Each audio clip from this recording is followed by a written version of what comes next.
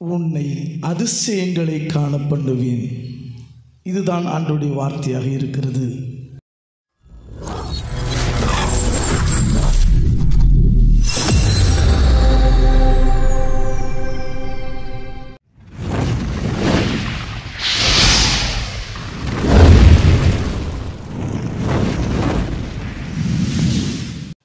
இயேசு கிறிஸ்துவின் நாமத்தில் உங்கள் அனைவருக்கும் வாழ்த்துக்கள். Miracles happen every day. Change your perception of what miracle is and you will see them all around you. அற்புதங்கள் அன்றாடம் நடந்து கொண்டுதான் இருக்கின்றன. அற்புதத்தை குறித்த உங்கள் மனநிலையை மாற்றுங்கள். அவைகள் அன்றாடம் உங்களிடத்தில் நடப்பதை உணர்வீர்கள். அருமையான தேவ ஊழியர்களே, தேவ ஜனங்களே, God does miracles every day for you, but they are not miracles for God. கர்த்தர் அன்றாடம் அற்புதங்களை செய்து கொண்டுதான் இருக்கிறார் உங்களுக்கு. ஆனால் அவைகள் அற்புதமே இல்லை அவருக்கு. ஏனென்றால் அது அவர் இயற்கையாக செய்கிற காரியமாயிருக்கிறது. யாத்ராகமம் 15வது அதிகாரம் 11வது வசனம் சொல்லுகிறது, கர்த்தாவே, தேவர்களில் உமக்கு ஒப்பானவர் யார்? பரிசுத்தத்தில் மகத்துவம் உள்ளவரும் துதிகளில் பயப்படத்தக்கவரும் அற்புதங்களை செய்கிறவருமாகிய உமக்கு ஒப்பானவர் யார் என்று சொல்லி அங்கே போடப்பட்டிருக்கிறதை நாம் பார்க்க முடிகிறது. அருமையானவர்களே, இந்த நாளிலே கர்த்தர் உங்களுக்கு நமக்கு கொடுக்கிற வாக்குத்தத்தம் வார்த்தை என்ன தெரியுமா? அது மீகா எழுதின தீர்க்க தரிசன புத்தகம் 7வது அதிகாரம் 15வது வாக்கியத்திலிருந்து வருகிறது. என்ன அந்த வார்த்தை சொல்லுகிறது? நீ எகிப்து தேசத்திலிருந்து புறப்பட்ட நாளிலே நடந்தது போலவே உன்னை அதிசயங்களை காண பண்ணுவேன். திரும்பமாக சொல்லுகிறேன், நீ எகிப்து தேசத்திலிருந்து புறப்பட்ட நாளிலே நடந்தது போலவே உன்னை அதிசயங்களை காண பண்ணுவேன். உன்னை அதிசயங்களை காண பண்ணுவேன். இதுதான் ஆண்டவர் நமக்கு கொடுக்கிற வார்த்தையாக இருக்கிறது. நாம் ஜெபம் செய்வோமா?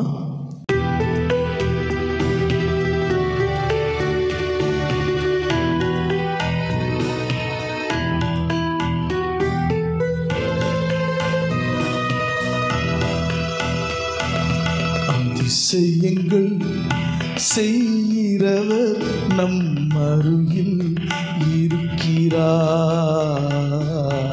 அற்புதங்கள் செய்கிறவர் என்றும் நமக்குள் வசிக்கிறார். அதிசயங்கள் செய்கிறவர் நம் அருகில் இருக்கிறார். அற்புதங்கள் செய்கிறவர் என்றும் நமக்குள் வசிக்கிறார்.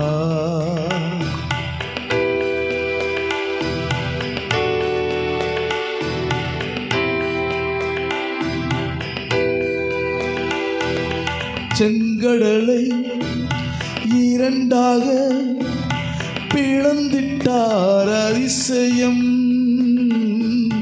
செங்கடலை இரண்டாக பிளந்திட்டார் அதிசயம். புயல் காற்றை தம் வார்த்தையாலே அடக்கினார் அதிசயம். புயல் காற்றை தம் வார்த்தையாலே அடக்கினார் அதிசயம். அதிசயங்கள் செய்கிறவர் நம் அருகில் இருக்கிறார். அற்புதங்கள் செய்கிறவர் என்றும் நமக்குள் வசிக்கிறார்.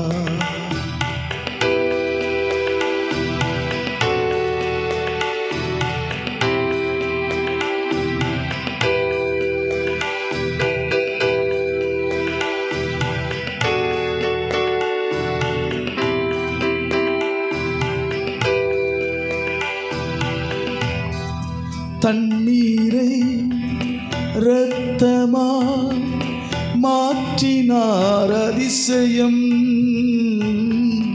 தண்ணீரை இரத்தமா மாற்றினார் அதிசயம். வெறும் தண்ணீரை திராட்சரசமா மாற்றினார் அதிசயம். வெறும் தண்ணீரை திராட்சரசமா மாற்றினார் அதிசயம். அதிசயங்கள் செய்கிறவர் நம் அருகில் இருக்கிறார். அற்புதங்கள் செய்கிறவர் என்றும் நமக்குள் வசிக்கிறார். பரலோக பிதாவே, உமக்கு நன்றி செலுத்துகிறோம். எகிப்து தேசத்திலே நீ புறப்பட்ட நாளில் நடந்தது போலவே உன்னை அதிசயங்களை காண பண்ணுவேன் என்ற இந்த வார்த்தைக்காய் ஸ்தோத்திரம். நாங்கள் நீர் காண்பிக்கிற அதிசயங்களை, அற்புதங்களை பெற்றுக்கொள்கிறோம் ஐயா. இந்த வார்த்தைகளை கேட்கிற பார்க்கிற உடைய பிள்ளைகள் ஒவ்வொருவரையும் ஆசீர்வதியும்.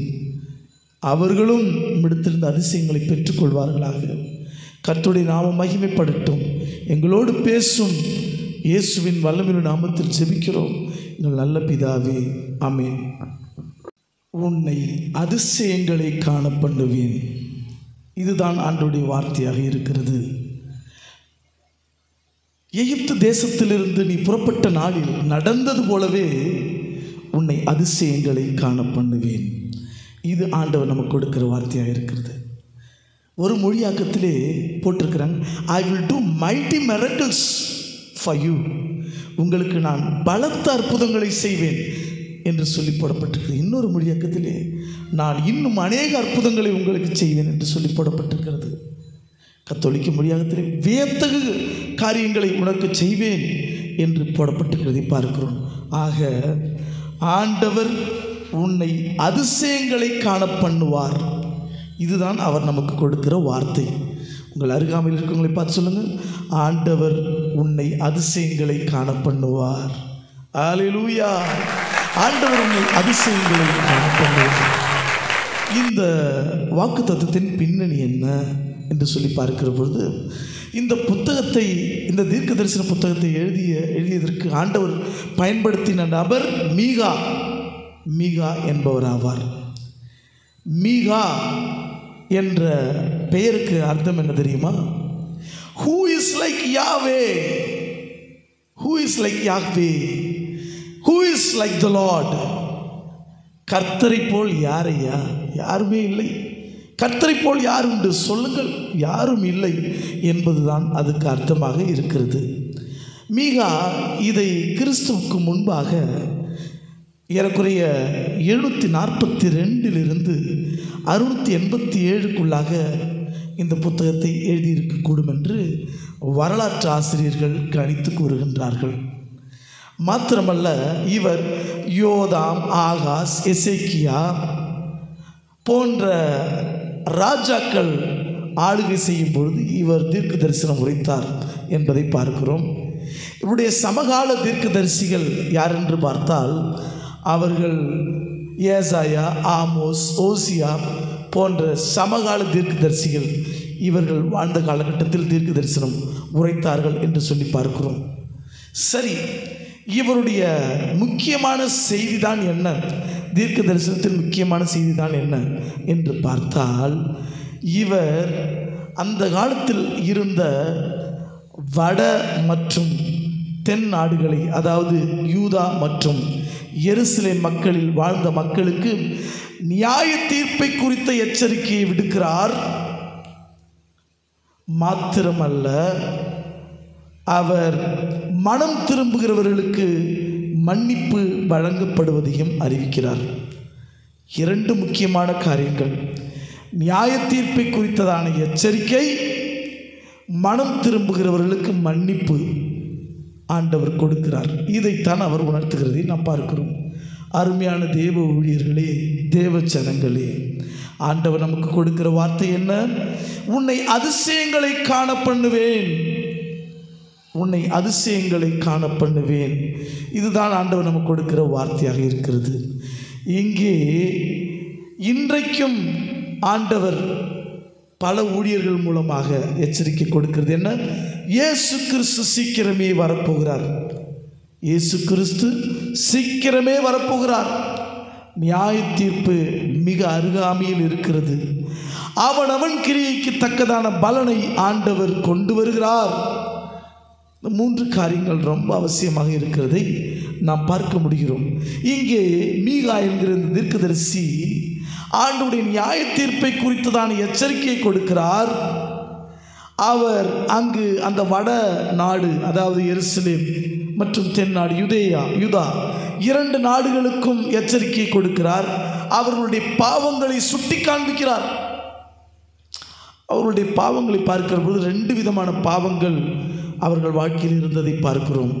அந்த ஜனங்கள் வாழ்க்கையில் ஒன்று சோஷியல் இன்ஜஸ்டிஸ், சமூக சீர்கேடு, கொலை, கொள்ளை, விதவைகளை துரத்தி அடித்தல், ஏழைகளை சுரண்டுதல். இன்றைக்கு சமுதாய சீர்கேடுகள் என்ன இருக்கும்? ஏறக்குறைய எல்லாமே அங்கு இருந்தது. சமுதாய சீர்கேடு, சோஷியல் அன்ஜஸ்டிஸ். அடுத்தது ஐடலேட்ரி வர்ஷிப், விக்கிரக ஆராதனை. அதாவது தேவனுக்கு முக்கியத்துவம் கொடுப்பதை பார்க்கலாம் வேறு யாருக்கோ எதற்கோ நீ முக்கியத்துவம் கொடுத்தால் அது விக்கிரக ஆராதனை தான். இந்த 2 காரியங்களை அவர் வெளிப்படுத்துகிறதை பார்க்கிறோம். சோஷியல் இன்ஜஸ்டிஸ், சமூக சீர்கேடு, இன்னொன்று ஐடலேட்ரி வர்ஷிப், விக்கிரக ஆராதனை. இந்த 2 காரியங்களை அவர் தீர்க்க தரிசனமாக உரைக்கிறதை பார்க்கிறோம். அருமையான தேவ ஊழியர்களே, தேவ ஜனங்களே, மாத்திரமல்ல அவர் மீட்பை குறித்ததான செய்தியையும் கொடுக்கிறார். Restoration, message of restoration. எதிர்காலத்தில் ஆண்டவர் தாவீது வம்சத்தில் வந்து மீட்பை தருவார் என்பதையும் அவர் உரைக்கிறதை நாம் பார்க்க முடிகிறது.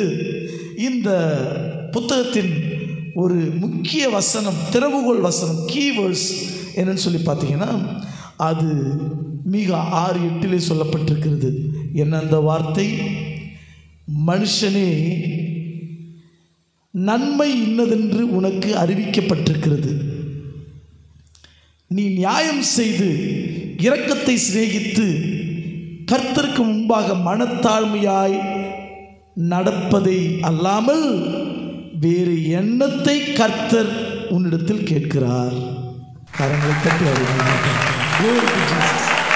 சொல்றேன். மனுஷனே, நியாயம் செய்து இரக்கத்தை சிநேகித்து கர்த்தருக்கு முன்பாக தாழ்மையாய் நடப்பதை அல்லாமல் வேறு எண்ணத்தை கர்த்தர் உன்னிடத்தில் கேட்கிறார்.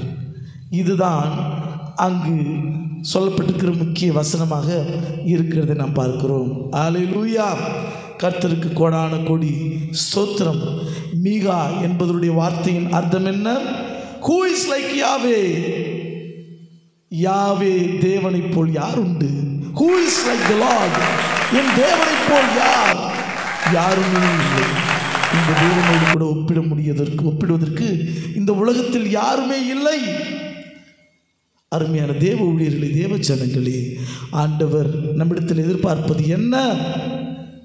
நன்மை இன்னதென்று உனக்கு அறிவித்திருக்கப்பட்டிருக்கிறது. நியாயம் செய்து இரக்கத்தை சிநேகித்து கர்த்தருக்கு முன்பாக தாழ்மையாய் நடப்பதை அல்லாமல் வேறு எண்ணத்தை கர்த்தர் உன்னிடத்தில் எதிர்பார்க்கிறார். 3 காரியங்களை இங்கு பார்க்கிறோம். நியாயம் செய், நல்லதை செய்யுங்க, அதை தான் அவர் சொல்றார். அடுத்தது இரக்கத்தை சிநேகி, எல்லோருக்கும் இரக்கத்தை காண்பியுங்கள். 3வது கர்த்தருக்கு முன்பாக மனத்தாழ்மையாய் நடங்கள். மிக மிக முக்கியமான வசனம். 3 காரியங்கள் இந்த வசனத்தின் மூலமாக இன்றைக்கு அறிவுறுத்தப்படுகிறது. இதை கேட்கிற அருமையான தேவ ஊழியர்களே, தேவ ஜனங்களே, 3 காரியங்களை கர்த்தர் உங்களிடத்திலே கேட்கிறார். என்னது? நியாயம் செய்யுங்கள், நன்மை செய்யுங்கள். இயேசு கிறிஸ்து உலகத்தில் வாழ்ந்தபோது நன்மை செய்கிறவராய், பிசாசின் பிடியில் அகப்பட்டவர்களை விடுதலையாக்குகிறவராய் சுற்றித் திரிந்தார் என்று வாசிக்கிறோம். இரக்கத்தை சிநேகியுங்கள், இரக்கமுள்ளவர்கள் பாக்கியவான்கள், அவர்கள் இரக்கம் பெறுவார்கள் என்று இயேசு கிறிஸ்து மலை பிரசங்கத்திலே போதித்திருப்பதை கேட்டிருக்கிறீர்களே. கர்த்தருக்கு முன்பாக தாழ்மைப்படுங்கள். இது மூன்றாவது காரியமாக இருக்கிறது. அதாவது கர்த்தர் பெருமை உள்ளவனுக்கு எதிர்த்திருக்கிறார், தாழ்மை உள்ளவனுக்கு கிருபை அளிக்கிறார் என்று வசனம் சொல்லுகிறது. இந்த மூன்று காரியங்கள் இந்த வசனத்தின் இந்த புத்தகத்தின் மிக முக்கியமான காரியமாய் சொல்லப்படுகிறதை நாம் பார்க்கிறோம். இஸ்ரவேல் மற்றும் யூதா தேசத்தில் அன்று இருந்த சூழல் என்ன, அப்படிப்பட்ட சூழல் என்னன்னு சொல்லி பார்த்தீங்கன்னா, அவர்கள் அன்றாடம் அண்டைய நாட்டிலிருந்துதான அச்சுறுத்தலை அவர்கள் சந்தித்து கொண்டிருந்தார்கள். threats from neighbor countries. மாத்திரமல்ல, அவர்கள் உள்நாட்டிலே ஊழல் மலிந்து போய் கிடக்கிறது. ஏறக்குறைய இன்றைக்கு நம் நாடுகளில் இருக்கிற நிலைதான் ஊழல் மலிந்து போய் கிடக்கிறதை பார்க்கிறோம். ஏற்கனவே எருசலேம் அசிரியாவுக்கு அடிமையாக சென்ற நிலையை அங்கு காண முடிகிறது. இந்த யூதா மற்றும் எருசலேம் இரு நாடுகளுமே தொடர்ச்சியான அச்சுறுத்தலை அண்டை நாடுகளிலும் இருந்து சந்தித்து கொண்டுதான் இருக்கின்றன. மக்கள் மிகவும் சுரண்டப்பட்ட நிலையிலே சமுதாய சீர்கேடுகளை சந்தித்த வண்ணமாய் வாழ்க்கையிலே மிகவும் நொந்து போன நிலையில் இருக்கிறார்கள். இந்த நிலையிலே கர்த்தர் எனக்காக வந்து ஏதாவது செய்ய மாட்டாரா என்று ஏங்கி கொண்டிருக்கிற நிலையை நாம் பார்க்கிறோம். அருமையானவர்களே, இன்றைக்கு நிறைய பேர் அந்த மாதிரி சூழ்நிலையில் தான் இருக்கிறீங்க. வாழ்க்கையிலே போராட்டம், பல பிரச்சனைகள், பல அச்சுறுத்தல்கள், ஏன் வாழ்கிறோம் என்ற எண்ணம் நொந்து போன நிலையில் வாழ்ந்து கொண்டிருக்கிறீர்கள். பல்வேறு விதமான சங்கடங்களையும் சச்சரவுகளையும் உங்களுடைய வாழ்க்கையிலும் ஊழியத்திலும் சந்தித்து கொண்டிருக்கிறீர்கள். கர்த்தருடைய வார்த்தை இன்று உங்களுக்கு வருகிறது. உன்னை அதிசயங்களை காண பண்ணுவேன், உன்னை அதிசயங்களை காண பண்ணுவேன். இதுதான் ஆண்டவர் உங்களுக்கு கொடுக்கிற வார்த்தையாக இருக்கிறதை பார்க்கிறோம். இங்கே இந்த புத்தகத்தை பார்க்கிற பொழுது, இந்த வார்த்தையை பார்க்கிற பொழுது, இங்கு ஆண்டவருடைய நிலை, ஆண்டவர் எப்படிப்பட்டவர் என்பதை இங்கு அலசி ஆராய்ந்து பார்க்க முடிகிறது. பாருங்கள், ஆண்டவர் மாறாதவராக இருக்கிறார். God is unchanging. முதல் காரியம் இதுதான், He is unchanging. பாருங்க, மக்கள் பல்வேறு விதமான மாற்றங்களை சந்தித்து பல்வேறு விதமான பாவநிலையில் விழுந்து போய் கிடக்கிறார்கள். ஆனால் ஆண்டவர் என்றும் மாறாதவராக இருக்கிறார். அவர் நேற்று எப்படி இருந்தாரோ அப்படித்தான் இன்றைக்கும் இருக்கிறார். இன்றைக்கு எப்படி இருக்கிறாரோ அப்படித்தான் நாளையும் இருப்பார். எபிரேயர் 13:8 நாம் பார்க்கிறோம், அவர் நேற்றும் இன்றும் என்றும் மாறாதவராயிருக்கிறார் என்று சொல்லி போடப்பட்டிருக்கிறது. God is sovereign. அவர் சர்வ வல்லமை உள்ளவராக இருக்கிறார். அவர் தம்முடைய ஜனங்களை விடுதலையாக்குகிறவராக இருக்கிறார். நீங்கள் சந்தித்து கொண்டிருக்கிற சூழல் எவ்வளவு கொடூரமான சூழ்நிலையாக இருந்தாலும் கர்த்தர் அந்த சூழ்நிலையிலிருந்து உன்னை விடுதலையாக்குகிறார். ஹல்லேலூயா! கர்த்தருக்கு கொடான ஸ்தோத்திரம். அவர் நேற்றும் இன்றும் என்றும் மாறாதவராயிருக்கிறார். அன்றைக்கு என்ன அற்புதங்களை செய்தாரோ அதே அற்புதங்களை இன்றைக்கும் அவர் செய்ய வல்லவராயிருக்கிறார். அடுத்ததாக, God is faithful. அவர் உண்மையுள்ளவராயிருக்கிறார். கர்த்தர் உண்மையுள்ளவராயிருக்கிறார். நிறைய நேரங்களில் அந்த இஸ்ரவேல் ஜனங்கள், யூதா ஜனங்கள் உண்மை இல்லாதவர்களாக இருந்தார்கள். ஆனாலும் அவர் உண்மை உள்ளவராகத்தான் இருக்கிறார். உங்களுடைய வாழ்க்கையை நீங்கள் ஆராய்ந்து பாருங்கள். நீங்கள் உண்மை உள்ளவர்களாக இருக்கிறீர்களா? நீங்கள் உண்மை இல்லாதவர்களாக இருக்கிற போதிலும் ஆண்டவர் உண்மை உள்ளவராக இருக்கிறார். நீங்கள் உண்மை உள்ளவராக மாற வேண்டும் என்பதுதான் அவருடைய வாஞ்சியாக இருக்கிறது. அவர் இந்த யாத்திராகமத்தில் நடந்த சம்பவங்களை பாருங்கள். ஜனங்களுக்கு அன்று சொன்ன வாக்குத்தத்தத்தை, நீங்கள் என்னுடைய ஜனமாய் இருப்பீர்கள் என்று சொன்ன வாக்குத்தத்தம், அன்றைக்கு செய்த அற்புதங்கள், அவைகளை நான் இன்றைக்கும் உனக்கு செய்வேன் என்று அவர் வாக்கு கொடுக்கிறார். உங்கள் வாழ்க்கையிலே அவர் கடந்த காலங்களிலே உங்களோடு கூட ஏற்படுத்தின உறவு மறந்து போகவில்லை. உங்களை அப்பா பிதாவே என்று அழைக்கக்கூடிய உங்களுக்கு அந்த புத்திர சுவிகாரத்தின் ஆவியை அவர் கொடுத்திருக்கிறார். இன்றைக்கு நீங்கள் தேவனை நோக்கி அப்பா பிதாவே என்று கூப்பிட முடியும். அவர் உண்மை உள்ளவராயிருக்கிறார். இன்றைக்கு ஒவ்வொருவரும் இந்த உலகில் நிர்மூலமாகாமல் இருப்பதற்கு காரணம் என்ன தெரியுமா? அவர் உண்மை உள்ளவராயிருக்கிறார்.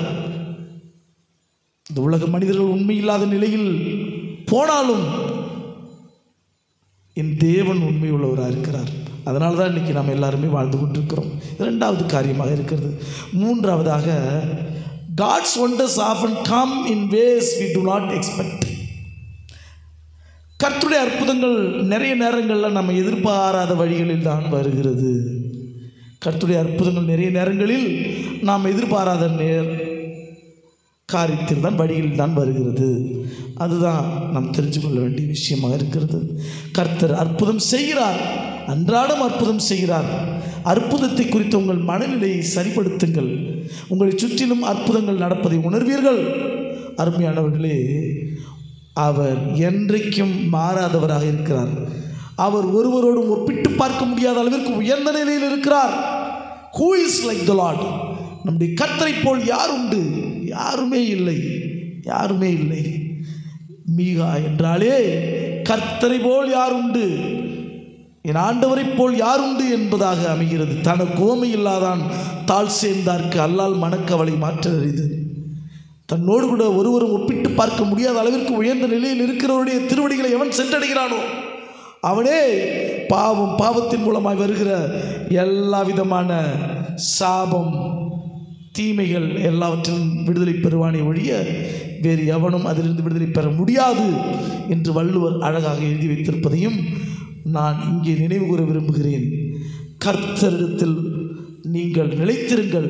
அவர் காட்டும் வழியை நோக்கி பாருங்கள். அவர் குறித்த நேரத்திற்காக காத்திருங்கள். அவருடைய வழியிலே அந்த அற்புதங்கள் உங்களை வந்து சேரட்டும். நீங்கள் காத்திருங்கள். நீங்கள் கர்த்தருக்கு முன்பாக உண்மை உள்ளவர்களாயிருங்கள். ஏற்கனவே 3 காரியங்களை பார்த்தோம். நியாயம் செய்யுங்கள், இரக்கத்தை சிநேகியுங்கள், கர்த்தருக்கு முன்பாக தாழ்மையாய் நடந்து கொள்ளுங்கள். இப்போது கர்த்தரை குறித்தான 3 காரியங்களை பார்த்தோம். அவர் உண்மை உள்ளவர், அவர் நேற்றும் இன்றும் மாறாதவர். நிறைய நேரங்கள் அவர் நாம் எதிர்பாராத வழிகளில் நமக்கு அற்புதங்களை செய்கிறார் என்று சொல்லி பார்த்தோம்.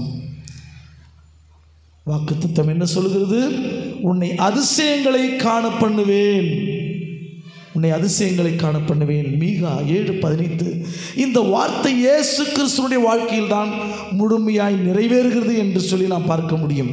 ஏனென்றால் எப்படி ஆண்டவர் யாத்ராகமத்திலே இஸ்ரவேல் ஜனங்களை எகிப்தின் அடிமைத்தனத்திலிருந்து விடுதலையாக்கி கொண்டு வந்தாரோ அதை போலவே இயேசு கிறிஸ்து தம்முடைய ஜனங்களை பாவத்தின் அடிமைத்தனத்திலிருந்து விடுதலையாக்கி கொண்டு வருகிறதை நாம் பார்க்கிறோம். இதற்கு முன்னடையாளமாகத்தான் அது நடந்தது என்பதை நாம் உணர்ந்து கொள்ள முடிகிறது.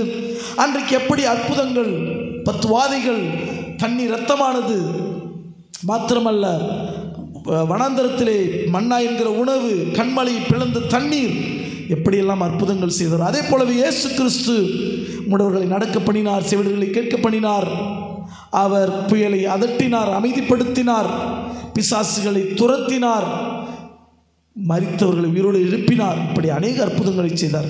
இவைகளெல்லாம் எதை உணர்த்துகின்றன? இயேசுவே இறுதியாக ஜனங்களுக்கு வருகிற மீட்பர். இந்த மீட்பரை அல்லாமல், இந்த இரட்சகரை அல்லாமல் வேறு இரட்சகர் இல்லை என்பதை இது உணர்த்துகிறதாக அமைந்திருக்கிறதை பார்க்கிறோம்.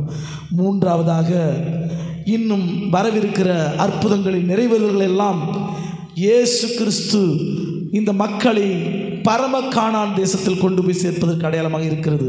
அன்றைக்கு எகிப்திலிருந்து விடுதலையாக்கப்பட்ட ஜனங்கள் கானான் தேசத்துக்கு கொண்டு போகப்பட்டது போல இயேசு கிறிஸ்து இன்னும் நடக்கப் போகிற புதிய வானம் புதிய பூமி வருகிற நாளிலே தம்முடைய ஜனங்களை பரம கானானாகிய பரலோக ராஜ்யத்திற்கு, அதாவது அவருடைய தேவராஜ்யமான நீதியையும்